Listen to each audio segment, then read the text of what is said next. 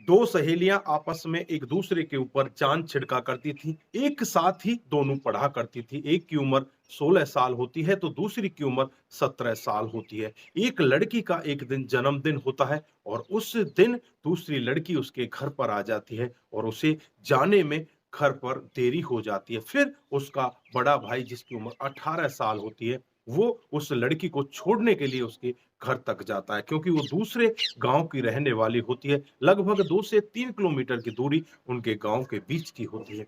लेकिन जब वो लड़का उसे साइकिल पर लेकर जाता है तो रास्ते में उसे अपने दिल की कुछ ऐसी बातें कह देता है जिसकी वजह से वो लड़की भी उसकी दीवानी हो जाती है और उन दोनों के बीच में संबंध बन जाते हैं। दोस्तों, उसके बाद लगातार ये मामला 10 साल तक चलता रहता है, लेकिन 10 साल के बाद जब वो लड़की उससे शादी का दबाव बनाती है, तो होता है यहाँ पर इतना बड़ा कांड कि अगर आप भी सुनोगे, तो एक बार के लिए आप भी सोचने के लिए मजबूर हो सकते हो। दोस्तों, पंचायतें जुड़ती हैं, पुलिस में केस चला जाता है और फिर होता है यहाँ पर ऐसा चौंकाने वाला फैसला जिसे आप सुनोगे, तो एक बार के लिए आप ये सोचोगे कि ऐसा भी किसी के साथ में हो सकता है। आइए दोस्तों जानते हैं पूरा मामला क्या था। नमस्कार, जय हिंद। आप देख रहे हैं एपीएच न्यूज़ राहुल रावत के साथ। तो दोस्तों, आज की जो हकीकत की घटना आपको बताने जा रहा हूँ, वो छत्तीसगढ़ के रायगढ़ की हकीकत की घटना है। यहाँ पर रेनू नाम की एक लड़की जिसकी उम्र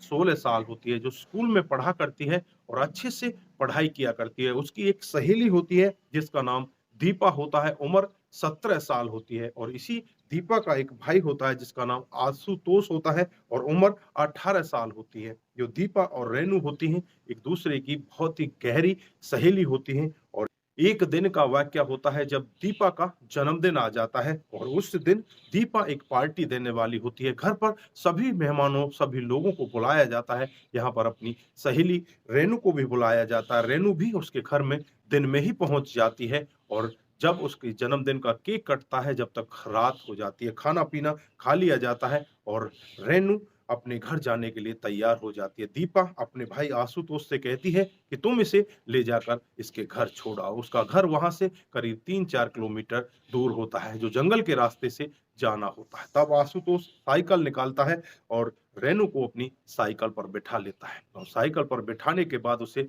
जंगल के रास्ते ले जाने लगता है। तभी रास्ते में जाकर साइकिल को रोक देता है। इधर जो रेनू होती है, वो कहने लगती है कि तुमने साइकिल को क्यों रोक दिया? तो आशुतोष बताता है कि मैं एक बात तुमसे बहुत दिन से कहना चाहता था, लेकिन मैं अभी तक कोई हिम्मत ही नहीं जुटा पाया कि मैं तुमसे इस बात को कहूँ। लेकिन यहाँ पर रेनू कहती है कि कहो, तुम मुझसे क्या कहना चाहते हो? फिर यहाँ पर आशुतोष रेनू से कहता है कि मैं तुमसे हद से ज़्यादा प्यार करता हूँ, तुम्हारे साथ मैं शादी रचाना चाहता हूँ। यहाँ पर जो लड़की होती है, वो भी इसकी चिकनी-चुपड़ी बातों में आ जाती है और इसके साथ उसी दिन, उसी जंगल में पहली बार संबंध बना लेती है। दोस्तों, जैसे ही अगला दिन आता है, जो दीपा अपने स्कूल में जाती है, रेनू भी अपने स्कूल में जाती है।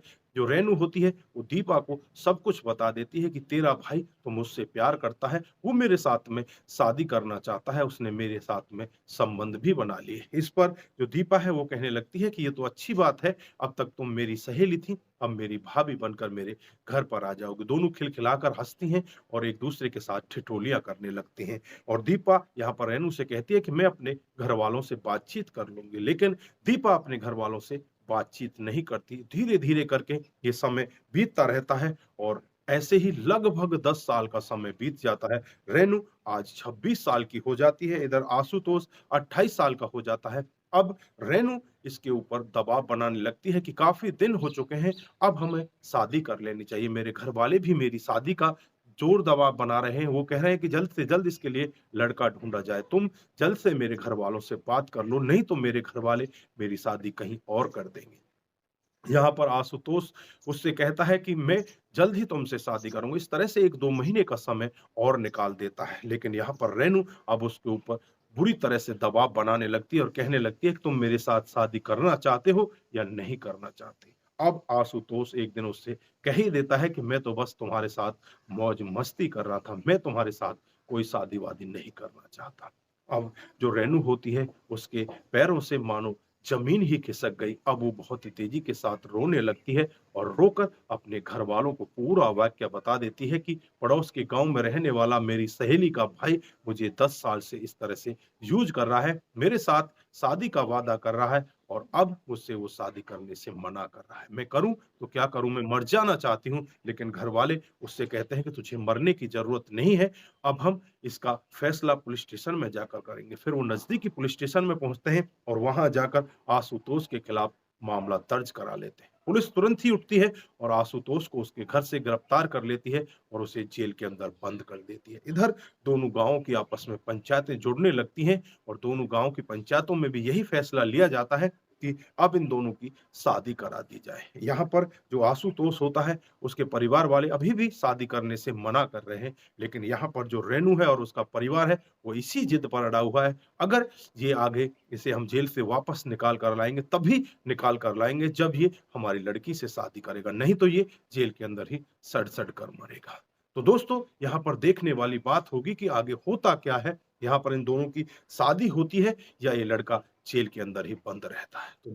तो दोस्तों, इस घटनाक्रम पर आप क्या कहना चाहते हैं? एक लड़का जो अपनी बहन की सहेली से प्यार कर बैठता है और वो प्यार भी उसका झूठ-मूठ का होता है। लगातार 10 साल से उसका यूज़ करता रहता है और उसके साथ इसी तरह से संबंधों में होता है और जब शादी की बात आती है तो एकदम से मुकर जाता है। आज वो लड़का फिलहाल के लिए जेल के अंदर बंद है। अगर वो शादी करता है तो जेल से बाहर आ जाएगा, नहीं तो वो जेल के अंदर ही बंद रहेगा। तो दोस्तों, इस घटना पर आप क्या बोलना चाहते हैं? आपकी जो भी राय है, एक बार कमेंट बॉक्स में ज़रूर दीजिएगा। दोस्तों, इस घटनाक्रम को सुनाने का उद्देश्य सिर्फ़ आप लोगों को जागरूक करना है, आपको बताना है कि समाज में इस तरह भी लोग एक-दूसरे का इस्तेमाल किया करते हैं।